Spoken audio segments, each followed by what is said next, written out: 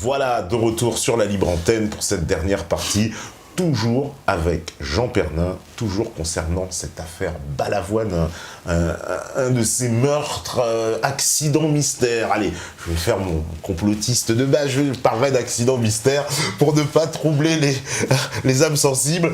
Mais en tout cas, tu nous as donc amené vraiment des éléments incroyables sur, voilà, on voit bien qu'il y a un problème quand même avec cette affaire, ne serait-ce que, comme tu dis, dans un travail normal, on demanderait à tous ces gens, tous ces témoins contradictoires, de se confronter pour savoir qu'est-ce qui s'est passé. Pourquoi quelqu'un affirme d'un côté « je suis venu 3 heures après pour déclarer le sinistre », ce qui semble absolument aberrant, hein, entre nous soit dit. Ridicule. Je vois un accident d'hélicoptère, je fais partie de la même organisation en lien avec cet hélicoptère, je vais attendre 3 heures avant de déclarer l'accident, alors qu'après on est mort, etc. Enfin, bon, ça paraît quand même absolument incroyable. C'est totalement ridicule, complètement fantaisiste, complètement invraisemblable. Invraisemblable. Dire, c'est horrible d'ailleurs d'entendre une chose pareille. Ouais. Effectivement, il va falloir confronter Madame Albina Dubois-Rouvray, Monsieur Belvez et Monsieur Giraud. Parce qu'ils ont vraiment des versions différentes. À un moment donné, il faut que... Monsieur Giraud, Monsieur Belvez ne sont déjà pas d'accord entre eux. Alors qu'ils étaient dans la même voiture. Ils étaient dans la même voiture. Ils ne parlent pas du tout de la même chose. Il y en a un qui dit j'ai vu des morts, l'autre qui dit j'ai rien vu. Absolument, l'autre il dit jamais. Puis l'autre, son diagnostic, il est clair. Il dit il y a 5 morts. Hein. Ils sont morts. Alors en plus... Ils sont tous morts. J'ai envie de dire, aussi, bizarrerie. Alors, vous voyez, c'est mon côté complotiste aussi, mais comment se fait-il qu'on parle de corps en arc de cercle? Ah, ça c'est un peu mise en scène. C'est mise en scène, ça. Parce que sincèrement, ouais. un hélicoptère qui va aller s'écraser à 200 km/h, bon déjà, ce qui doit rester des corps, ça ne doit pas être trop reluisant à voir ou ragoûtant, mais alors, en plus de ça, si on nous explique qu'ils se sont retrouvés miraculeusement alignés en arc de cercle, là, ça tient de la magie, j'ai envie de dire. Ah oui, c'est la magie, mais bon, tout est possible. Hein. Oui. Oui, enfin bon, dans des limites quand même. Hein. Parce qu'en plus, jusqu'à la mort, parce que, je veux dire, même le cercueil de Balavoine, il y a eu un problème. Alors, le cercueil, là, on va en parler. Alors là, on revient au message de l'au-delà. Oui. Alors, bon, Christine, qui est une amie qui nous regarde toujours, bonsoir Christine, qui, en 2004, elle est venue à moi en 2004, parce qu'elle est très attachée à cette affaire, elle a elle-même fait une démarche, et donc, bon, voilà, un jour, je lui dis, Christine, vous avez un attachement très fort avec Daniel, vous devriez essayer peut-être de recevoir des messages par l'écriture automatique. Ça, c'est une méthode de communication avec l'au-delà qui existe. Hein. Et alors, en effet, donc, elle reçoit un message. Alors, bon, c'était pas très clair, les messages, mais quand même, elle reçoit un message où lui disait le cercueil est vide, le tombeau est vide, le cercueil est vide, mon corps est ailleurs. Alors bon, et sans arrêt, il lui écrivait la même chose. Alors, de façon très difficile, mais enfin... assez lisible tout de même, hein, c'est dans le livre. Hein. Il y a un extrait d'écriture automatique. Alors ça, ce sont des messages. Alors, là aussi, on aime bien avoir des confirmations. Bon, il se trouve que quelques temps après, une personne me contacte, une personne du Sud-Ouest, de Pau précisément. Daniel Balavoine était de Pau. Hein. Et donc, me dit, écoutez, voilà, j'ai lu vos messages sur Internet... et je connais très bien un des porteurs de cercueil de Daniel Balavoine. Et il m'a dit qu'il y avait du sable dans le cercueil. Je dis, ah bon, comment?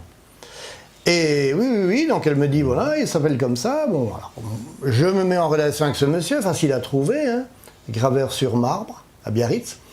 Et puis, lui, qu'est-ce qu'il m'a dit au téléphone? Il m'a dit effectivement que quand ils ont porté le cercueil, il était très léger. Hein, il me dit qu'il n'y avait pas de poids. Voilà ce qu'il m'a dit, il n'y avait pas de poids. Bon, Daniel Balavoine pesait, on va le dire sans trop se tromper, en gros 75 kilos. C'est quand même bien en chair. Je crois qu'il mesurait 1,75 m, mais bon. Voilà, donc... alors, quand on trouve des corps intacts, je veux dire, s'il a 75 kilos dans un cercueil, c'est pas léger. On est d'accord. Mais lui, il a dit qu'il n'y avait pas de poids. De plus, quand il est descendu au caveau, que ses collègues ont incliné ce cercueil, là, c'est là qu'il a entendu du sable couler dans le cercueil. Il a entendu du sable se déverser, comme c'est dit dans le... couler, descendre. Donc, évidemment, la question du cercueil vide est importante. Alors, j'ai également eu un message par rapport à ça, confirmant qu'en effet, le corps de Daniel était toujours au Mali, était resté au Mali, mais il n'y a aucun mystère. En fait, c'est tout simplement parce que ça faisait partie de ses volontés, de ses dernières volontés. À lui, il n'y a pas de lien avec, a priori, il n'y a pas de lien avec cet accident, enfin cet attentat, cet accident, appelons ça comme on voudra. Manifestement, ce sont deux éléments différents. Sauf que la question qui se pose aussi, c'est, un diplomate nous dit, il y a des survivants. On m'appelle pour me demander si je connais un hôpital pour accueillir des blessés. Il y a des survivants. Bon, ces survivants ne survivent pas. S'ils ne survivent pas, on les a forcément liquidés. Comment? On les a sûrement pas empoisonnés ou gazés. Ouais, il y avait des... Pas de problème. Il y avait des armes à feu sur le site. Ouais. Donc s'il n'y a pas de survivants, forcément, voilà, bon, c'est clair. Alors, est-ce que Daniel Balavoine faisait partie des survivants? Qui étaient les survivants? Bon... Parce que ça veut dire quoi, en gros? Si on avait autopsié son corps, on aurait pu retrouver des traces de balles, certainement. Des choses gênantes comme ça. Parce que ça peut être gênant quand même, trouver des traces de balles pour une mort d'hélicoptère. Ça peut vouloir dire ça. Ça peut vouloir dire ça. Pourquoi la mère du pilote? On nous a dit aussi qu'il y aurait eu des piqûres de serpents. On aurait retrouvé dans le désert de la gaz. Alors c'est bas. Alors il y a du vent, mais enfin on retrouve quand même les morceaux de gaz. Tu vois les morceaux de gaz, les pansements. Les pansements. On les retrouve sur le sable. Hein, c'est formidable. On retrouve tout sur le sable. Du pansement. On les trouve sur le sable. Alors qu'il y a soi-disant du vent. Du vent. Franchement, s'il y a une tempête de sable, on ne retrouve rien. Parce qu'il n'y a eu aucune autopsie dans cette affaire. Il y aurait eu, mais enfin, si le médecin, alors, la mère du pilote, c'est intéressant. Ça fait partie aussi de l'article, de son interview. Dire, c'est dans le livre, où elle dit que, quand elle a voulu voir le corps de son fils, où on lui a dit qu'il y aurait eu, soi-disant, des piqûres de serpents. Sauf que quand elle a voulu voir le corps de son fils, à la mort de Bamako, elle se heurtait à l'indifférence prostrée du gardien qui n'a pas voulu montrer le corps. Elle n'a pas vu le corps de son fils, Albina Dubois-Rouvray. Elle se heurtait, elle le dit, à une indifférence prostrée. Madame, non. Alors, voir le corps de son fils, on le lui interdit. Pourquoi? Pourquoi? Parce que peut-être parce qu'il y avait des piqûres. Parce qu'il y avait des piqûres de serpents? Enfin, ou est-ce qu'il y avait autre chose? Je pose simplement la question. Les serpents qui mordent les morts en plus. Voilà, donc je pose simplement la question. Donc voilà, il y a quand même des énormités, quoi. Hein.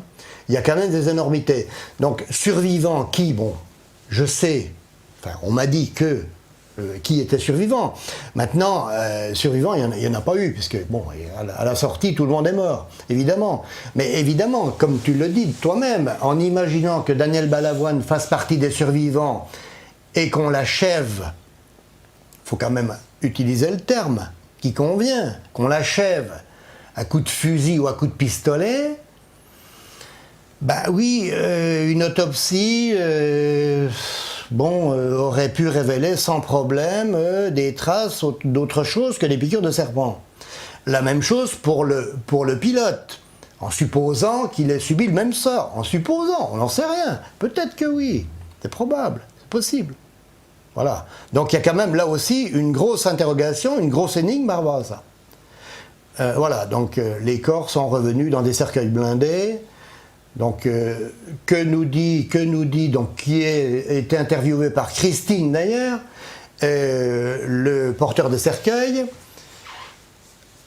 lui nous dit que ce sont les fans qui entretiennent la tombe. Lui qui est très souvent au cimetière, dit que qu'il voit quasiment jamais la famille, quoi. Il voit jamais la famille. Les gens de la famille ne viennent pas là. Alors, les gens de la famille ne viennent pas, donc la tombe est entretenue par des fans du chanteur. Alors, si la famille ne vient pas là, ça sous-entend quoi? Que la famille sait que ce cercueil est vide, que ce tombeau est vide? On peut aussi se poser cette question. Maintenant, la meilleure réponse à cette question, c'est quoi? C'est l'exhumation. Ouais. Évidemment. Donc l'exhumation, elle relève de la décision d'un juge. D'un juge et de la famille. Et de la famille. Voilà, donc qui un jour décidera d'exhumer peut-être en effet ce cercueil, en tout cas ce qu'il en reste. 30 ans, il ne doit plus rester grand-chose, pour effectivement voir s'il y a quelque chose là. Que reste-t-il dans ce lieu? Donc c'est une énigme supplémentaire qui vient quand même se greffer sur cet accident, qui nous fait nous poser des questions, celles qu'on s'est posées à l'instant. Voilà, donc tout ça, ça pose question, ça pose problème. Alors je vais prendre un petit peu des questions. Alors il y a pas mal de questions, comme je le pensais, qui ont été répondues au cours de l'entretien. Bien sûr, oui. On parlait évidemment de l'hélicoptère, des photos publiées qui ne représenteraient pas le vrai hélicoptère, des 24 heures de différence, etc. Tout ça, c'est des sujets que nous avons abordés déjà.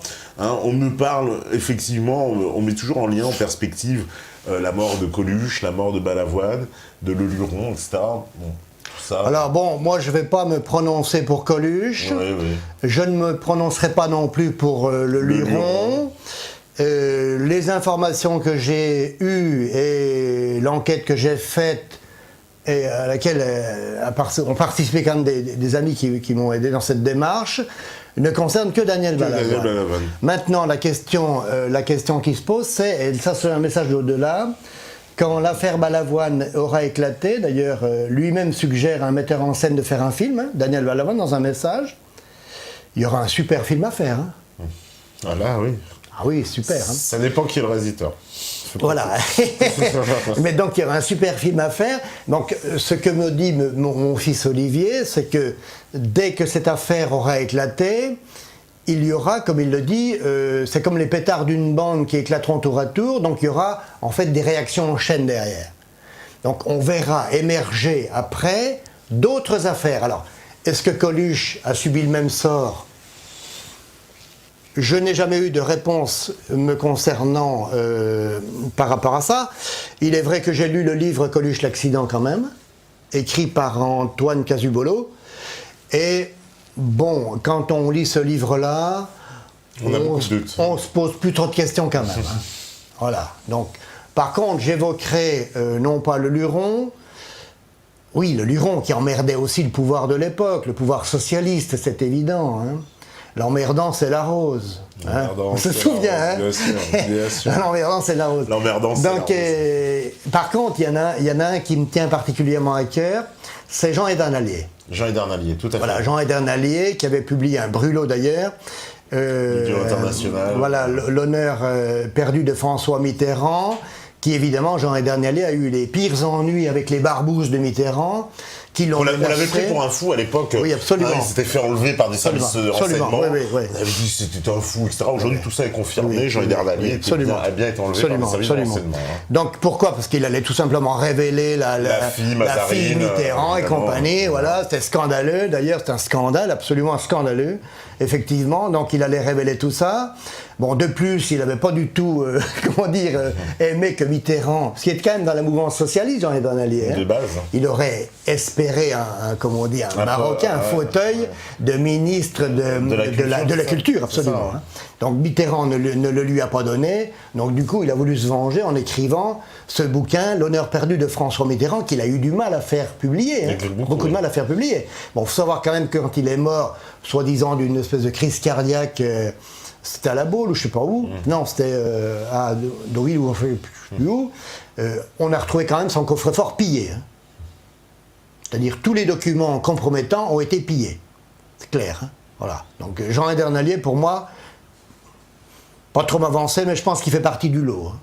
Et puis après, on peut en ajouter d'autres. Je pense que quand il nous parle dans l'au-delà de réactions en chaîne, en effet, quand cette affaire éclatera, et elle éclatera, parce que là, quand même, la médiatisation est importante. Quand je regarde les principales vidéos de l'affaire, aujourd'hui, on est à plus de 320 000 vues quand même. Moi, je vois bien le courrier que je reçois, les mails que je reçois. Il y a de plus en plus de gens qui s'y intéressent, qui se mobilisent, qui apportent des témoignages, qui deviennent des experts, en particulier au niveau des hélicoptères. Dire, on est en train d'étaler la tache d'huile. ça s'étend, ça s'étale, on ne pourra pas l'arrêter. Une tache d'huile, ça ne s'arrête pas. C'est clair et net. Hein. Donc voilà, donc on peut... Attends, mais bon, je ne vais pas me prononcer pour Coluche, ni pour le Luron. Ni pour le Luron. Alors, on me dit, question aussi à laquelle tu as en partie répondu, d'après vous, quels seraient les commanditaires de l'assassinat de Balavoine et pour quelles raisons? Voilà, les commanditaires, on l'a dit, hein, c'est clair et net. Hein. Un peu, voilà. C'est le pouvoir de l'époque. Hein. Le pouvoir de l'époque et évidemment la personnalité de Daniel Balavoine qui dénonçait... Considérablement, parce que faut savoir que Daniel Balavoine, donc, quand il était intervenu face à Mitterrand, donc on a vu tout à l'heure son intervention, il lui a coupé sèchement la parole. On a vu quand même qu'il n'a pas aimé l'autre. Hein. Mitterrand, il est furieux. Mais on l'a pas aimé. Hein. Alors il a essayé évidemment de récupérer. Enfin, politicien qu'il était, il s'est dit, tiens, lui, à la veille des élections, il va me ramener des jeunes. Donc je vais essayer de l'embrigader. D'ailleurs, après, il y a eu le repas avec le fameux juge rouge. Il y avait même Fabius qui était au repas. Oui. Donc au repas, effectivement, Mitterrand lui a proposé de chanter dans ses meetings. Alors Daniel a dû y aller une fois ou deux. Et quand il a vu qu'il s'embarquait dans une affaire où il était piégé, parce que c'est ça, hein, quand tu rentres dans ces systèmes-là, tu es piégé, c'est comme les mafias, tu n'en sors pas. Hein. Donc Daniel, quand il a vu ça, il a dit « Attention, là, je me retire ». Et il s'est retiré, il a bien fait. Et ça, c'est un affront. C'est un deuxième affront. Quand on te propose, évidemment, cette exposition, alors politique en plus... Et que lui, d'un seul coup, il se dit non, mais attends. On utilise mon image. C'est peut-être des gens de gauche, mais je me retire quand même. Hein, parce que là, je sens bien que lui, de toute façon, une âme pure comme lui, il ne pouvait pas s'embarquer dans un truc pareil. Hein. Il faut entrer dans la compromission. Hein. Dans la magouille et compagnie. Donc ça, à mon avis, ça ne lui a pas plu à Mitterrand. Ça, c'est clair, ça ne lui a pas plu. Après, il a fait quand même sa sortie de 7 sur 7. J'emmerde les anciens combattants, j'emmerde les pouvoirs. Tout ça, c'est de la merde et de la saloperie. Attends, là, il a tapé énormément fort, quoi. Hein. Alors là, c'est sûr qu'il a chauffé sérieusement les oreilles de Mitterrand. Et puis après, il allait amener le trafic d'armes. Alors là, c'était le bouquet, c'était le pompon.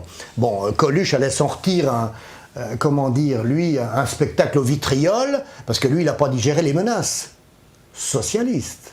La balle qu'il a reçue chez lui, etc. Oui, la balle qu'il a reçue chez lui, son impresario assassiné, pour lui faire comprendre que la prochaine fois, c'est toi qui y passes. Hein, on est d'accord? Donc là, c'est pareil. Hein. En voilà deux, de toute façon, il fallait vraiment les faire taire. On a qui aujourd'hui? Qui les a remplacés, ces gens-là? Personne. Il n'y en a aucun. Il y en a qui te diront certainement des noms. Il y en a qui vont peut-être donner des noms, mais il y en a peut-être qui vont dire des noms. Mais je leur laisse le choix. Moi, pour l'instant, j'en vois pas beaucoup. Moi non plus. Je pense que tout le monde est bien rentré dans le moule, et quand bien même il y en a un qui voudrait un peu s'en écarter, je crois qu'on lui fait vite comprendre que t'as plutôt intérêt à rentrer dans le rang. Hein. Ouais. Alors l'autre jour, j'ai été horrifié, je vais quand même le dire, hein, parce que j'ai envoyé un tweet, il n'a pas répondu, parce qu'il y a des gens qui répondent jamais, ainsi qu'à tous ceux qu'on a évoqués, je leur ai écrit à ces gens-là. On leur a quand même écrit. Ils n'ont jamais répondu. Il faut quand même le savoir. L'autre jour, il y avait un hommage à TMC. Et là, j'ai entendu Jacques Attali dire, parlant de Daniel Balavoine, lorsqu'il est intervenu donc, dans le journal télévisé du 19 mars 1980, il s'est comporté comme un voyou. Jacques Attali a dit ça dans l'hommage de TMC qui a été diffusé récemment. Quand j'ai entendu ça, j'ai dit non, là, il y a quand même un problème, quoi. Voilà un type serviteur du pouvoir, éminence grise de Mitterrand, qui se permet de dire ça. Daniel Balavoine, ce soir-là, s'est comporté, ce jour-là, c'était midi, s'est comporté comme un voyou. Alors ce que j'ai fait à ce monsieur Attali, évidemment, qui répond jamais, parce qu'on est du petit... On va pas s'intéresser à nous. Attends, on est dans le bas, nous. On est dans le bas. Le bas de la pyramide. Voilà, on est au bas. C'est des gens qui sont au-dessus, c'est des seigneurs, ils se prennent pour Dieu, ces gens-là. Je vais quand même envoyer un tweet en lui disant « Daniel Balavoine s'est comporté comme un voyou, point d'interrogation, cherchez l'erreur. » Et dessous, j'ai mis le lien de mon livre sur Amazon. Livre qui a d'excellents avis sur Amazon. Alors évidemment, il ne m'a pas répondu. Enfin, quand même, je veux dire, traiter Daniel Balavoine de comportement de voyou de la part de ces gens-là, c'est odieux, c'est ignoble. Mais pour son hommage, c'est sympa en plus. Ils n'ont aucune honte de dire des choses pareilles. En plus, pour l'occasion de son hommage, c'était... Ah oui, à l'occasion de son hommage. À l'occasion de son hommage, c'était... Alors évidemment, bon... voilà, alors ces gens-là répondent jamais. Bien entendu, ils ne répondent jamais. On me demande, alors bon, question qui me paraît évidente quand même, mais on me dit au moment des faits, quel service de quel pays aurait été capable d'organiser cette opération? Ça me semble évident, ce sont les services français. Parce qu'on me demande quel service aurait pu avoir la logistique, on va dire, pour organiser une telle opération. Quel service étranger? Alors on peut penser, donc on a encore un témoin récent, quelqu'un qui a été rencontré, alors quelqu'un qui a participé au Dakar cette année-là, qui a été rencontré par quelqu'un qui est venu à moi récemment, qui est un policier en fait, qui s'intéresse à l'affaire. Et il est allé voir ce monsieur, évidemment, pour lui dire un certain nombre de choses par rapport à l'incohérence de tout ça. Et ce monsieur, alors je ne sais pas son nom, lui a dit, cette année-là, il lui a dit comme ça, il y avait beaucoup d'agents de la DGSE sur le Dakar, cette année-là. Il lui dit comme ça. Il y avait beaucoup d'agents de la DGSE cette année-là. Alors DGSE, sur le Dakar. C'est Direction Générale des Services Extérieurs, c'est les services de c'est ça. renseignement militaire qui travaillent à l'étranger. Ouais. C'est un concurrent qui le dit. Il était concurrent. Il dit, cette année-là, il y avait beaucoup d'agents de la DGSE sur le circuit, sur le Dakar. Qu'est-ce qu'ils foutaient là, ces gens-là? Alors, est-ce que c'est eux qui ont monté l'opération? Est-ce qu'on a sous-traité cette opération? Je pense qu'il y a un peu des deux. Je pense qu'ils ont dû travailler ensemble, avec évidemment des complicités au niveau de l'organisation du Dakar, c'est évident.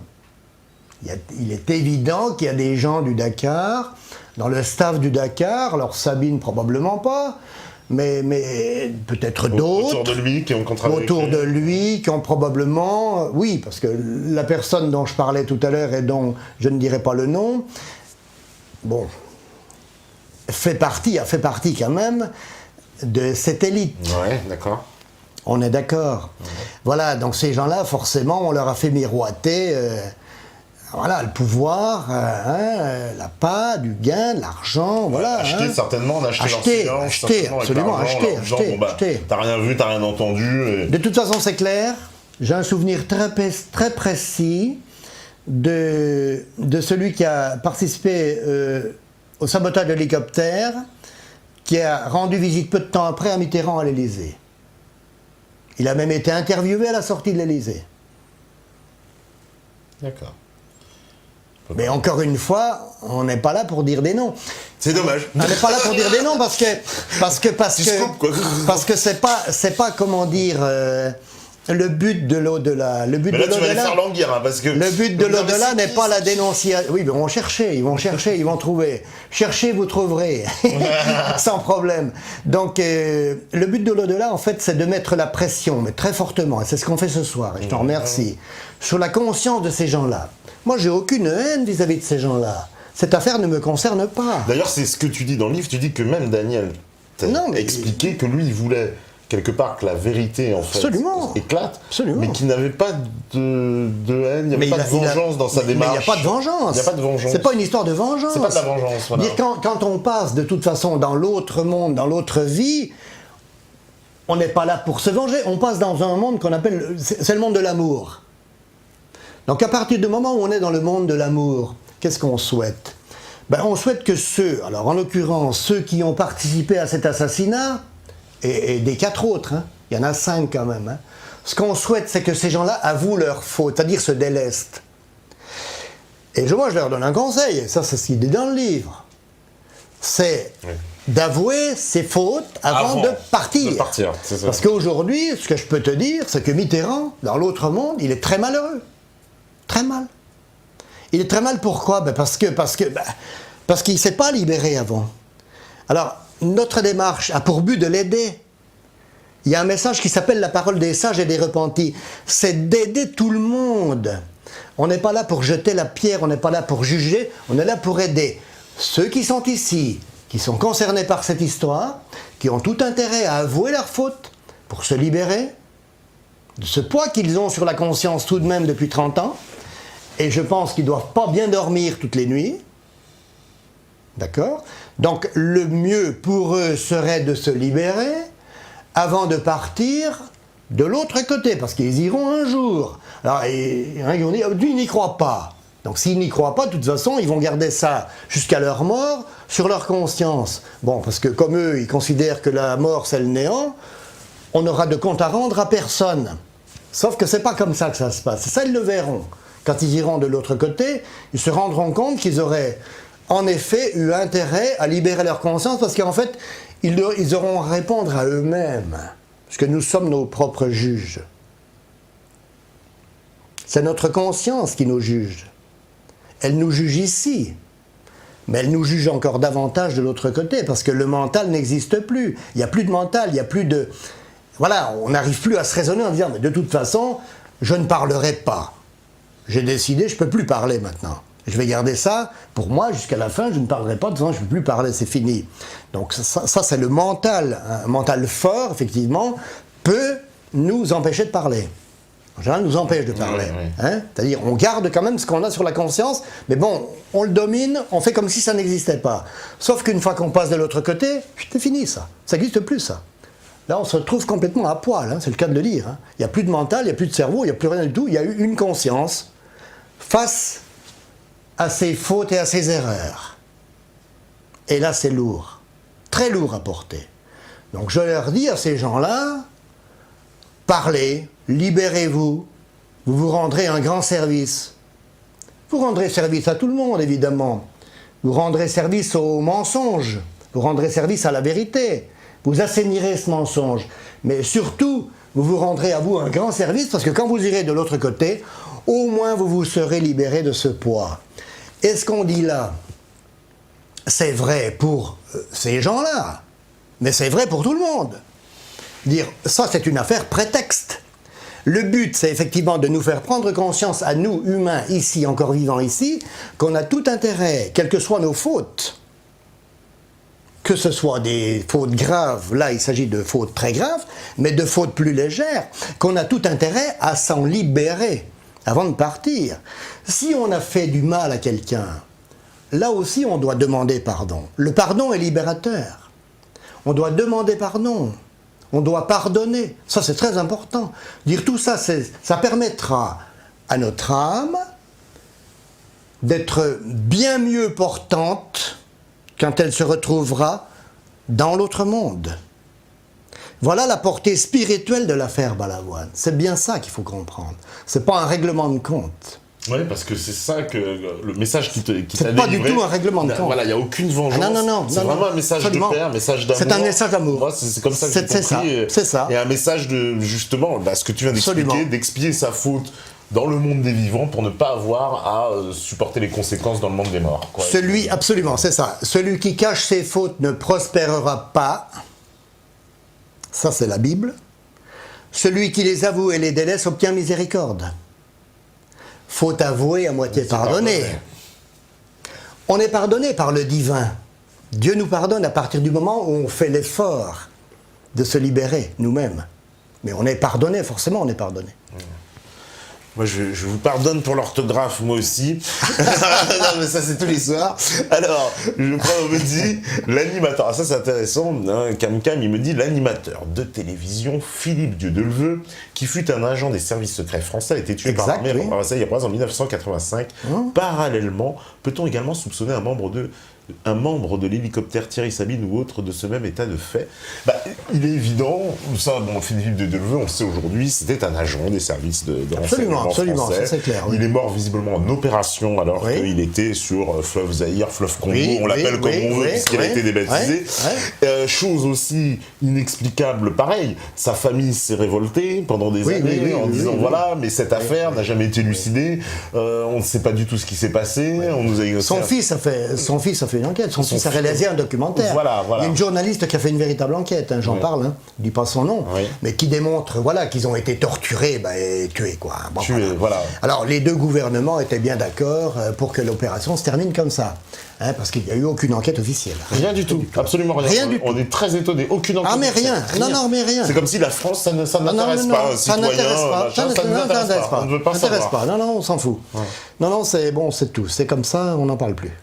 Donc il est mort en opération, visiblement. Mais de toute façon, il n'est pas mort noyé dans les rapides. Noyé dans les rapides du fleuve Zaïre, Congo, comme on nous l'explique souvent. Ouais. Voilà. Alors, on me dit aussi... Monsieur Pernin, comment avez-vous fait vos découvertes? Vos détracteurs peuvent vous considérer comme atteint de schizophrénie.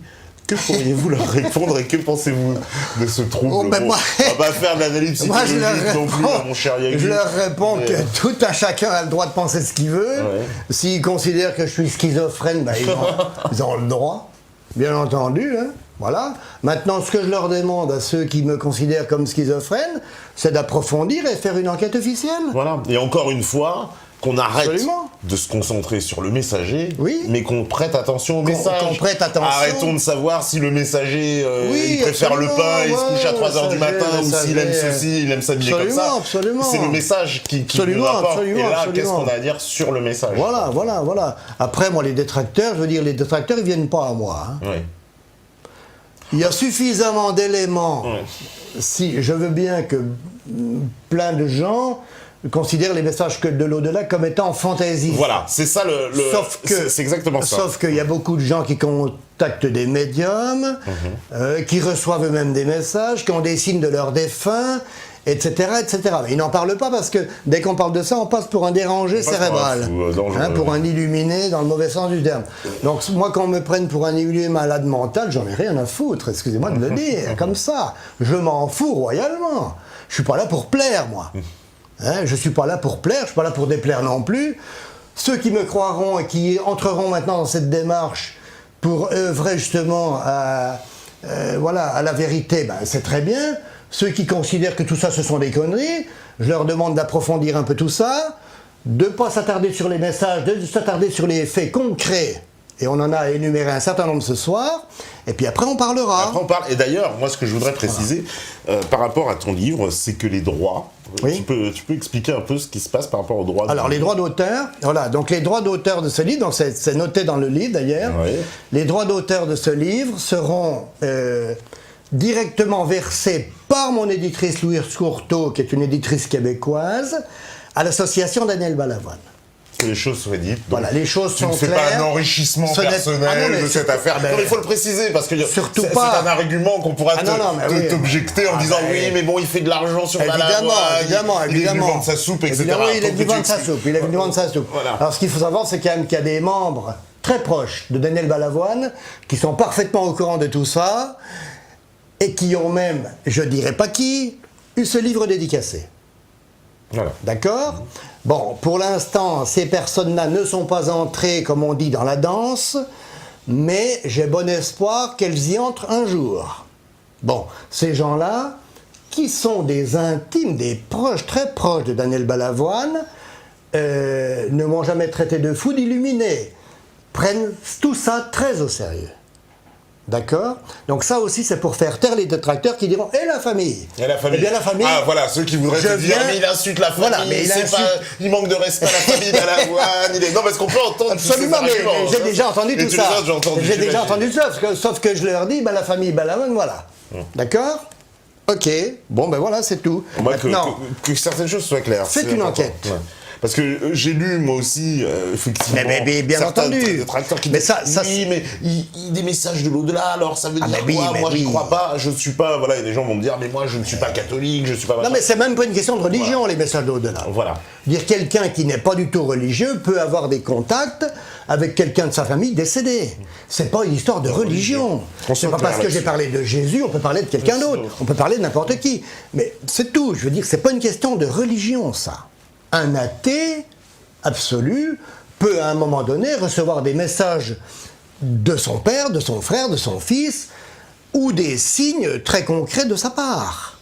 C'est pas une histoire de religion, ça n'a rien à voir. Moi, je suis pas du tout religieux, je suis pas du tout embarqué dans cette démarche religieuse. Hein. D'accord. Pas un pratiquant, moi. Au moins que certaines choses soient claires. Alors on me dit, le journaliste sportif Jean-Luc Roy échappe à la mort en cédant sa place au dernier moment au chanteur Daniel Balavoine dans l'hélicoptère de Thierry Sabine. Suite à cela, votre hypothèse est-elle toujours plausible? Bah ça, tu l'as expliqué. Il n'y a pas que lui d'ailleurs qui a cédé sa place. Il n'y a pas que lui qui aurait cédé. Il n'y a pas que lui. Il y en a au moins 4. Au moins 4 ou 5 qui ont cédé leur place. Hein. Voilà. Alors, on me dit, si Thierry Sabine rédigeait son testament un mois avant, cela impliquait-il qu'il était prévu que Daniel Balavoine découvre ce trafic d'armes éventuellement, ce qu'il aurait refusé de s'impliquer dans ce crime et qu'il a payé pour cela, ou est-ce que j'ai rien compris? Ça, c'est dur à savoir, effectivement. Ça on ne sait pas. Très difficile à mais en savoir, tout cas, il y a une chose qui est sûre, c'est que Thierry Sabine, enfin, quand on écoute le témoignage de son père, bon, déjà, il avait déclaré que c'était son dernier Dakar. Quand on écoute ce témoignage du père qui dit que ça l'a bouleversé quand il a appris que son fils, un mois avant, avait rédigé son testament, ça l'a bouleversé. Et ce qui l'a encore plus bouleversé, c'est ce coup de fil qu'il a eu. On se demande bien ce qu'il lui a dans dit. l'après-midi du 13, où là, il était très mal après ce coup de fil. Et là, il ne le sentait pas. Et il s'est passé quelque chose ce 13. Il s'est vraiment passé quelque chose ce 13 après-midi du 13. Il a dû avoir des menaces, c'est pas possible. Probablement. Son père, probablement. Que son père dise non, Il s'est senti peut-être en perdition. En tout cas, il était très mal. C'est clair, il y a quelque chose. Alors quoi? Ça, j'en sais rien. Est-ce que, il a subi des pressions du pouvoir, ce trafic d'armes? Est-ce que ça a mal passé? Qu'est-ce qu'il y a eu? Est-ce que Daniel Balavoine dit, écoute, je vais dénoncer ton trafic? Bon, il y a tout ça, quoi. Hein. Mais ça reste des questions, on n'a pas les réponses. On n'a pas les réponses. Alors, je vais enchaîner, pour finir vite fait avec toutes les questions. On me dit, depuis la sortie de son bouquin, a déjà échangé ou débattu avec ceux qui soutenaient la thèse officielle. Oui, c'est vrai, ça. Est-ce que tu as déjà rencontré donc des gens qui soutiennent mordicus la thèse officielle? Mais non, mais ils ne viennent pas au débat. Ils viennent pas au débat. Mais comment veux-tu qu'ils viennent au débat? Dire, moi, je veux bien débattre avec M. Belvez et avec M. Giraud. Mais tu vas leur soulever des incohérences. J'ai même pas à débattre avec eux. Je veux dire, Monsieur Belvez, on écoute votre témoignage. Monsieur Giraud, on écoute votre témoignage. Il y a un problème. J'ai même pas à débattre. C'est eux qui débattent entre eux. On est bien d'accord. Alors. Et ils débattent entre eux. Moi, j'ai pas à débattre avec ces gens-là. De toute façon, ils viennent pas, ils répondent pas aux messages qu'on leur envoie. Alors, on me dit aussi, est-ce que les enfants de Daniel vont se décider à faire ouvrir l'enquête officiellement? Ah, ça, c'est pas exclu. Ça, c'est pas du tout exclu. Ça, c'est... Dire, ils sont forcément au courant. Hein. Dire, ça a fait suffisamment de bruit et de battage. Oui, ils sont forcément au courant. Maintenant, qu'est-ce qu'ils vont faire? Ça, j'en sais rien, je l'ignore. Moi, de toute façon, je mets une pression sur personne. Hein. Ça ne m'appartient pas. Je veux dire, c'est pas ma famille. Mais quand même, si j'étais dans la famille Balavoine, là, ça m'interroge quand même. Si j'étais dans la famille Balavoine et que j'apprenne que quelqu'un a fait une démarche par rapport à la mort de mon père ou de mon frère, qui publie un bouquin, je lis ce bouquin, j'apprends quand même dans ce bouquin qu'il y a quand même des éléments troublants, c'est-à-dire que l'accident est remis en question. Qu'est-ce que je fais quand même? Si je suis directement concerné, je me rapproche de cette personne en lui disant, écoutez, franchement, ça m'interpelle ce que vous avez écrit là, toutes vos recherches m'interpellent. Dire c'est mon frère, mon père, ça m'intéresse, je vais vous aider. Et pour le moment, c'est silence radio là-dessus.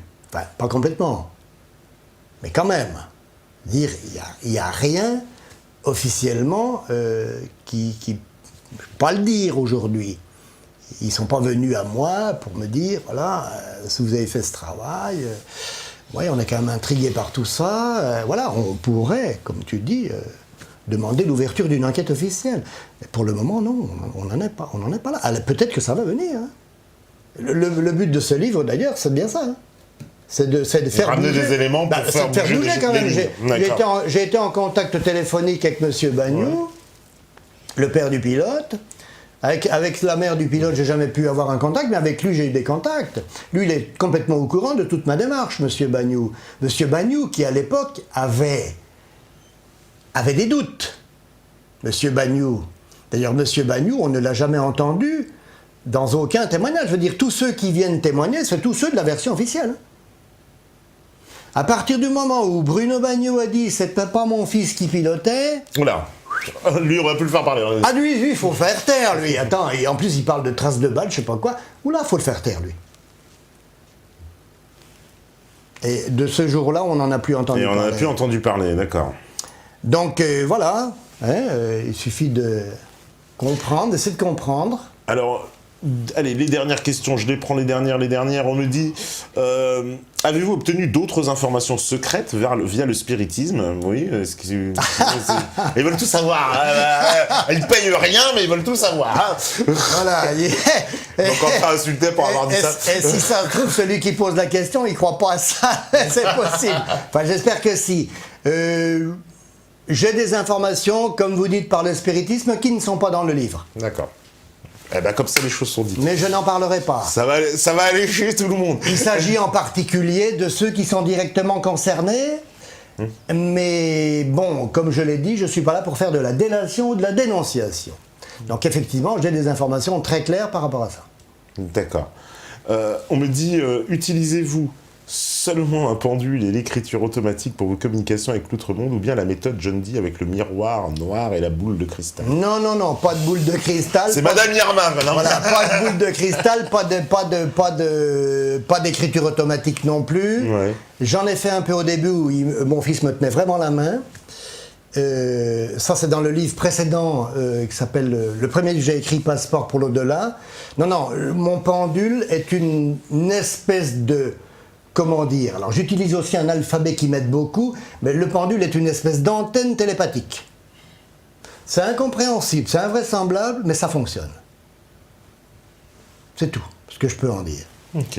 Voilà. Et je pratique pas ça à longueur de journée, j'en fais pas mon métier, et sûrement pas. Et de toute façon, tout ce que je fais, c'est gratuit. D'accord. Dans tous les domaines. Au moins, dans tous les domaines. On pourra pas t'accuser, effectivement. Absolument, non. D'aller t'enrichir sur le cadavre de Daniel Balavoine. Il peut pas être question de ça. Comme certains ont dû vouloir te l'objecter. Ce serait ignoble, ce serait un affront d'ailleurs.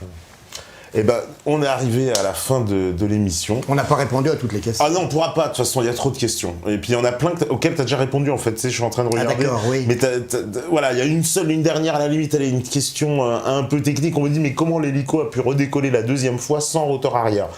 Ah non, il a forcément redécollé qu'un rotor arrière. Simplement, l'explosif n'a pas brisé l'axe. Il n'était pas assez important pour briser. Il n'a pas brisé l'axe du rotor de queue que vous avez vu tout à l'heure. Voilà. Il l'a peut-être un peu endommagé, il l'a peut-être, bon, je ne sais pas. Hein, voilà, c'est comme un cardan de bagnole qui peut être un moment endommagé, mais on peut encore continuer de rouler quand même avec. Hein. Voilà, puis à un moment donné, ça craque, ça casse. Et là, on s'arrête. Bon, là, on peut imaginer que c'est un peu de cet ordre-là, quoi. Hein. D'accord. Voilà, on peut l'imaginer comme ça. On a répondu à la question au moins, ma chère Natalia. Merci beaucoup, Jean. Si tu veux rajouter quelque chose, alors vas-y. Je voudrais ajouter donc les droits d'auteur, tu en as parlé. La médiatisation est importante. On va largement maintenant dépasser les 320 000 vues sur les principales vidéos de l'affaire. Ouais. C'est considérable. Je voudrais dire qu'il y a une pétition qui a été lancée à l'initiative des lecteurs de ce livre. Pétition donc à l'adresse du garde des Sceaux, bien sûr, pour demander l'ouverture d'une instruction, d'une information judiciaire par rapport à cette affaire. Donc cette pétition est signable, oui, voilà, on peut la signer. Sur change.org, voilà, on peut la signer, donc pétition, Daniel Balavoine, meurtre déguisé, vous la trouverez facilement. Ce que je voulais dire, c'est remercier bien sûr tous ceux qui ont regardé ce soir, qui ont écouté, qui sont nombreux, qui sont intervenus dans les questions. J'ai pas forcément répondu à tout. J'ai une adresse internet que vous trouverez facilement puisque j'ai un site internet. Il y a une page quand même assez documentée sur l'affaire Balavoine. Donc vous pourrez m'écrire. Personnellement, je réponds à tout le monde. Il n'y a aucun problème. Si vous apportez des éléments complémentaires, vous serez les bienvenus aussi. Ce que je voulais dire, c'est que demain soir à 19h30... ce soir, ce soir à 19h30, je donne une conférence à l'espace Lancelot dans le 11e arrondissement. Conférence organisée à l'initiative de l'association KSEB, dont une grosse partie venant des recettes ira à l'association Daniel Balavoine. Et tu vas parler évidemment de ton livre. Et nous allons reparler de cette affaire évidemment, avec un visuel, avec toutes les vidéos, avec tout ce qu'on a dit ce soir, mais peut-être Ah ben Plus de voilà. choses. Ceux qui veulent avoir un surplus d'informations et qui nous regardent ce Voilà. soir, vous pouvez aller demain, donc à l'espace Lancelot dans le 11e arrondissement. Voilà, c'est pas la demain. rue, non, c'est pas La rue, vous la trouverez, rue, vous googlisez. là, Ils cherchent bien des conneries sur internet, ils arrivent à les trouver. Non, non, Ils mais- vont retrouver la rue. Non, la rue, de toute façon, il y a l'annonce est sur mon site, à la page conférence ou sur mon compte Twitter. Donc vous trouverez facilement les informations concernant cette conférence. D'accord, bah écoutez, conférence demain. Merci beaucoup Jean, je rappelle donc le livre Daniel Balavoine, Meurtre déguisé. Daniel Balavoine, bah en tout cas un chanteur qu'on apprécie beaucoup, qu'en tout cas que voilà, comme on expliquait au début de cette émission, un chanteur transgénérationnel dont le message risque encore de connaître une portée pendant longtemps et encore longtemps avec des chansons extraordinaires. Et on vous a préparé de toute façon un petit cocktail balavoinien de ses meilleurs tubes, de ses meilleures chansons, hein, qui vont peut-être pas nous rajeunir pour ceux qui ont un peu plus de 20 ans et qui vont regarder ces images. En tout cas, merci à vous, merci aux modérateurs, tous sur le chat, merci à la régie, bien sûr, Steph toujours au taquet, merci à tous les métanautes, merci Jean d'avoir Merci été avec Patrick, nous merci ce soir. vraiment de m'avoir invité pour ce témoignage très important. Merci. Eh ben pour nous c'était un plaisir. Et quelque part on a réalisé ce qui était indiqué dans ce livre, puisque Daniel Balavoine lui-même t'a demandé on va dire, de médiatiser son affaire. Absolument. Et je crois bien, c'est marrant parce qu'à un moment il te dit en plus il faut que t'ailles pas dans les grands médias, en gros il te dit il faut que t'ailles voir les gens motivés pour en parler. Absolument, Il faut que t'ailles voir les gens motivés pour parler de ça. Absolument, Donc il y avait une mystique à ce que tu viennes d'ici ce soir. Absolument. Et Et merci, c'est formidable. Non, parce que les grands médias, de toute façon, sont des porteurs. Je veux dire, ce sont des gens qui vont à la soupe, quoi. Hein. Voilà. Dire tous les grands médias, journaux, radio, télévision, voilà. Donc, c'est pas ces gens-là qui vont parler de l'affaire Balavoine. En tout cas, pas maintenant. Pas maintenant. Mais ils en parleront. Et on aura encore été les premiers sur Ils en l'affaire, parleront. décidément. Absolument. Que faire ? Il va falloir nous donner des subventions publiques bientôt. Bon, en tout cas, merci beaucoup. Merci à vous. Merci à tous ceux qui nous regardent. Merci aux modérateurs. Merci à tous. Merci la régie. Merci Patrick. Jean. Merci. Et encore une fois, vous le savez très bien, c'est le week-end. On se retrouve lundi pour une nouvelle émission encore. Mais en attendant, vous écoutez ce message, c'est que forcément, vous êtes la résistance. Ciao, ciao, ciao tout le monde.